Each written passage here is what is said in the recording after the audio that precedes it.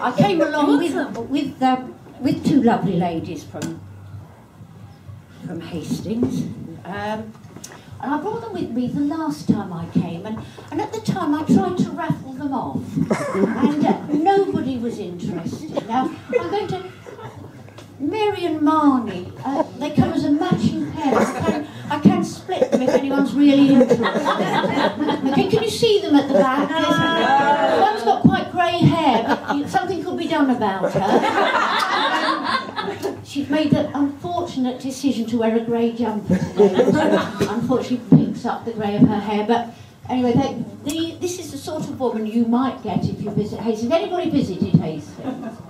Yeah. Oh, well done. Not many of you. It's quite wise not to, really. Before I came today, I thought, well, I'm coming to Brighton. I better go to the hairdressers.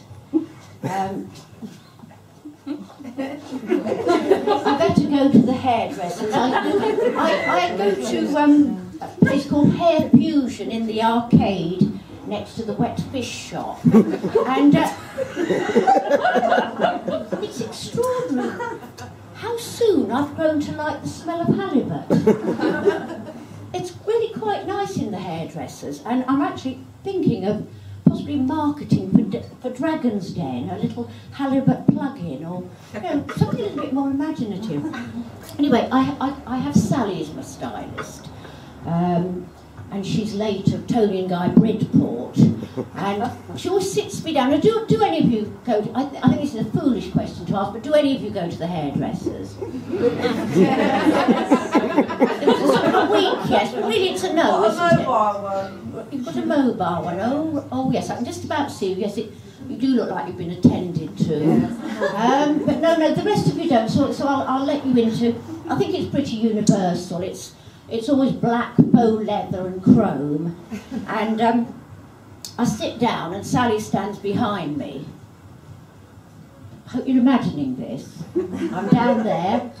Sally's standing behind me, and she's looking in the mirror at herself, and she's tanned, toned and tattooed. And then along the mirror, I'm sure there's a little tiny crease in the glass, and there's me underneath it, and I look like I'm coming down with hepatitis or something.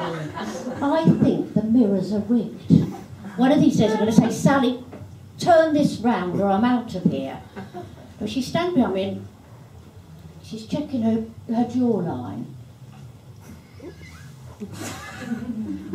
And it's a perfect jawline. She moves her chewing gum from right to left. And then she looks down at my head and she goes like this, as though I've got nits or something. And she said, so what are we having today? And I thought, well, it's Christmas coming up. I'll be a little bit eccentric, a little bit zany. So I said, I thought I'd go for an elfin cap. So she said, what would that be? I said, it's a little cap that elves wear. So she said, righto. Then an hour later, she held up the mirror behind me and in front. She said, there you go. An elfin cap, unravelling. So this is it. I feel like, I look as if I've got a tea cosy on my head that's unravelling. Anyway, I've started thinking about Christmas. Has anybody else started thinking about Christmas? No. No? No, do you not bothered, right? You're so cool, you just think, oh, fuck Christmas. Oh, let it come when it comes. Is that it? Any of you even considering making handmade cards? No. Well done. Oh, the Hastings lovely is making handmade cards. I think we can tell you now, Marnie, they're rubbish. They'll be rubbish. We'll talk behind your back. You know what? I don't know if any of you ever received a handmade card. I think because I'm older, people think they can inflict their handmade cards on me, let's not spend money. And then they treat them as though they sent me a work of art. A normal card, you just, do what you like with it. But these, they'll ring up the next day. Did you get it? What? My card. I made it especially. And you think, you didn't use any good glue. There's glitter all over my furry slippers. It's rubbish. But they're in Hastings.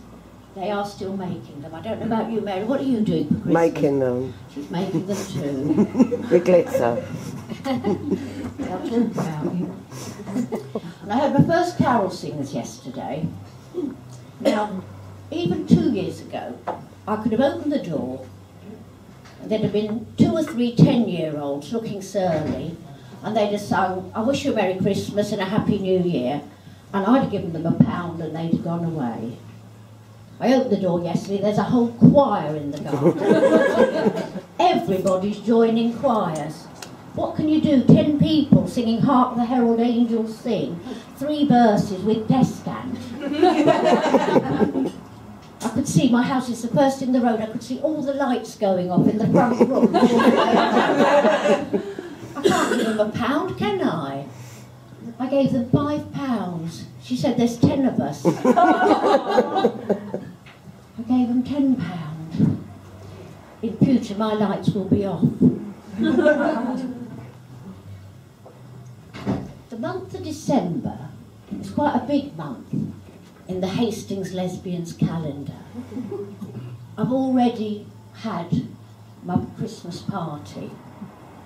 Every year I have it on the 1st of the month because statistics show that most people die or fall ill at Christmas or the New Year. You've got to get in first. You know, I want to pour compliments on my party. And I don't want them snivelling in the process of coming down with some sort of life-threatening illness. So I did my little bit of a party. I got out my Lurex overblouse, which is a strong fashion item down in Hastings, and my disco trousers, which have got a hint of elastane. In fact, these are them, you can sort of move in them. I can't move a lot in them, but I can move. And every year, we have a Mother Christmas, not a Father Christmas. Woo! Yes, it is good. You can't really tell it's a Mother Christmas because she's got a very thick beard on and stuff. And we choose the woman with the strongest knees because during the course of the evening there's going to be a lot of heavy weight descending on her lap as we all sit down to see what's in Santa's sack.